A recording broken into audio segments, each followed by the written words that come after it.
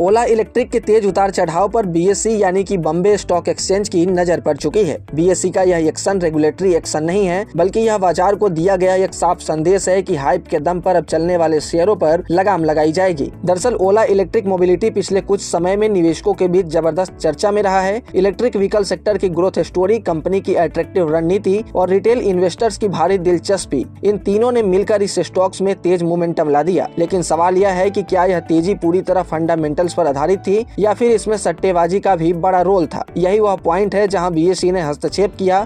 Exchange ने ओला समेत 75 stocks की सर्किट लिमिट घटा दी है, यानी अब इन शेयरों में एक दिन में होने वाली अधिकतम तेजी और गिरावट सीमित कर दी गई है। इसका सीधा मतलब यह है कि अब एक दिन में बड़ा खेल खेलना आसान नहीं होगा। एक्सपर्ट्स मान रहे हैं कि बीएसई का यह कदम जरूरी था, क्योंकि शेयरों में तेज उतार चढ़ाव का दौर देखने को मिल रहा है। अगर ओला इलेक्ट्रिक के स्टॉक्स की चाल पर एक नजर डालें तो आप देखेंगे कि लिस्टिंग के बाद शेयर में तेज उछाल देखने को मिला था, जिसके बाद शेयर ऑल टाइम हाई यानी कि 157.40 पर पहुंच गया था। इसके बाद शेयर करीब एक साल में ही ऊपरी स्तर से 85% फिसल गया और 22.25 के 52 वीक लो पर जा पहुंचा। अब शेयर में केवल एक महीने में 75% की तेजी देखी जा रही है।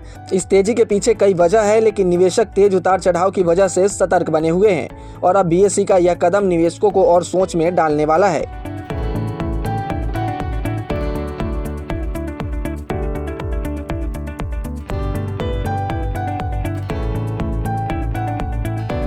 बता दें कि भारतीय शेयर बाजार में पिछले कुछ सालों में रिटेल इन्वेस्टर्स की भागीदारी तेजी से बढ़ी है, लेकिन इसके साथ ही फास्ट मनी का ट्रेड भी बढ़ा है।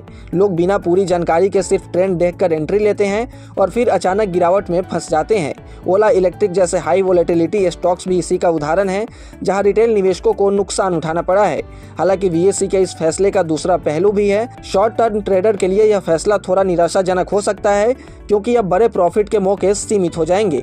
लेकिन लॉन्ग टर्म निवेशकों के लिए यह एक पॉजिटिव सिग्नल है, क्योंकि इससे स्टॉक्स में स्थिरता आएगी और अनावश्यक उतार चढ़ाव कम होंगे।